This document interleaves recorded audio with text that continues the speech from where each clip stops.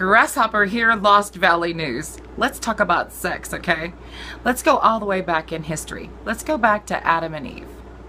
First of all, I'd like to talk candidly. Now, this is an opinion piece, so please don't everybody hit me up with a bad comment below. This is an opinion piece, and I feel like that I am in touch with a certain type of consciousness. And so, from that point, I'm going to give you my view on the Adam and Eve situation.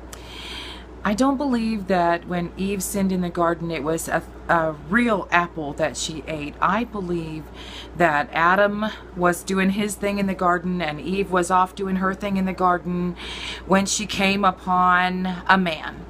And this man, he was a fallen angel. He was Lucifer. He was cast down from heaven, and she came upon him in the garden, and he was dressed in beautiful armor, and he was a beautiful, beautiful man to behold.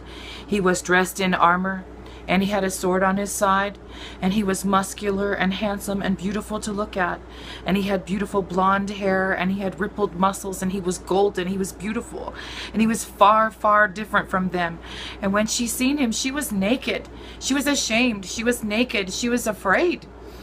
And she saw him, and he tempted her, and he didn't just give her an apple. I don't think that's what he did. I think it's far, far more detailed than that.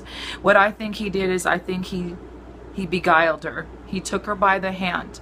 He took her into the woods, and he hunted for her. He had a bow and a spear, and I think that he killed something like a deer or a pheasant, and I think he killed and shed blood for her, and I think he built for her a fire and cooked for her the meat, and I think he gave it to her to eat, and then I think he lied down beside her, and I think he gave her oral sex, which is another one of the teachings of the fallen angels. There's 12 secret teachings of the fallen angels, and oral sex is one of them.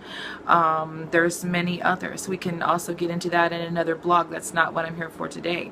But I think he cooked for her the meat. He killed. He shed blood for her. He cooked her meat. He lay down with her. He had sex with her. And he put inside her his seed. And when he sent her home to her husband, Adam, inside of her, in her belly, was his child. And so her firstborn son was Cain. It was his son. And that is why the Masons call themselves the sons of the widow, because they are the firstborn sons of Eve. And I believe that that wasn't the first time that she lied with him. I believe that she continued to see him every full moon and go back. I believe he taught her how to cut the rock and build up a temple, because he was the founder of the Masons, who rejected the cornerstone, which is Jesus Christ. The Masons are the sons of Cain. They call themselves the sons of fire. And this is where they get that terminology from. And when she went home to her husband, she had a secret inside her belly. And when she went home to Adam, she built a fire, and she cooked for him the meat, and she made it for him. And he said, "Woman, what art thou doing?" And she said, "I am making fire." And he was amazed. He couldn't believe it. And when she gave him the meat to eat, she said, "Eat it, it is good. Eat it, it is good. Good meat, eat it." And he ate it, and it was good. And the fire was warm to warm yourselves beside. And the meat was good. It was different than what they had. And he was so mad at her. She had killed his beloved animals. He was very particular of the animals. Before that time, they spoke with him. At one time, all the animals could talk, and Adam could talk with the animals, and they talked just like you and I. But when she committed that sin, and she ate from the tree of knowledge, it was, in my opinion, the knowledge of the forbidden arts, and which is what the fallen ones taught to her. And this is what I believe happened. And also, they also have a book called The Lost Book of Adam and Eve. There are 52 books that were kept out of the Bible by Pope Sixtus.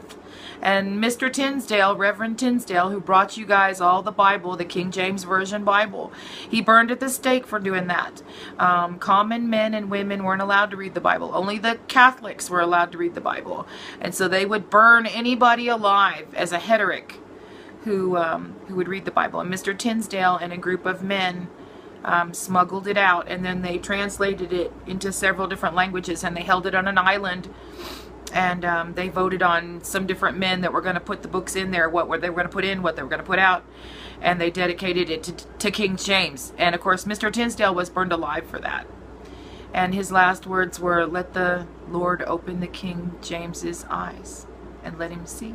And those were his last words.